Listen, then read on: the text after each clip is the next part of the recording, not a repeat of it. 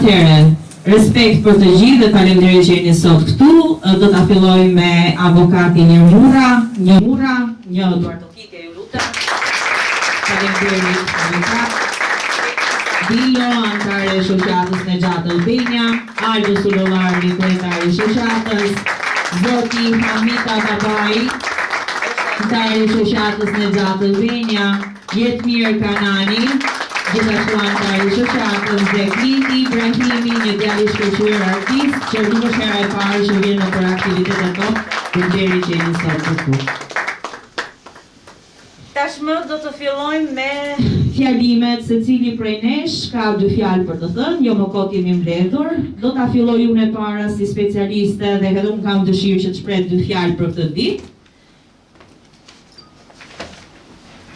Zonja dhe zotërinj, të nderuar pjesëmarrës, miq të drejtësisë dhe të dinjitetit njerëzor. Sot nuk jemi mbledhur thjesht për të përkujtuar një figurë historike. Sot jemi këtu për të vënë drejtësinë në veprim. Për ta bërë filozofinë e Martin Luther King një realitet konkret për ata që sot jetojnë të shtypur, të izoluar dhe të kontrolluar nga një ideologji shkatruese si ajo e MEK. Martin Luther King tha: "Pa drejtësia kudo është kërcënim për drejtësinë gjithkund." Si kriminologe, kjo fjali nuk është poezi për mua, është parim shkencor dhe ligjor. Çfarë është shtypja sistematike? Shtypja nuk fillon nga prangat. Ajo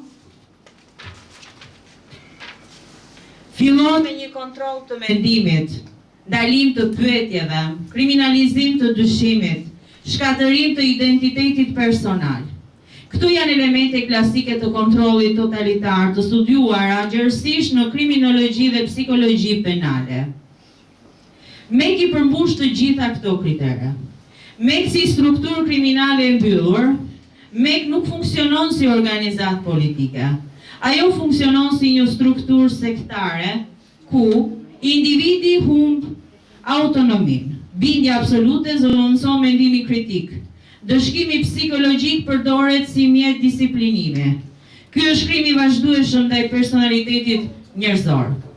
Ky, dhe kjo patjetër që ka lidhje me Martin Luther King, luftoi kundër një sistemi që normalizonte padrejtësinë. MEK normalizon ndarjen nga familja, veçcensurën,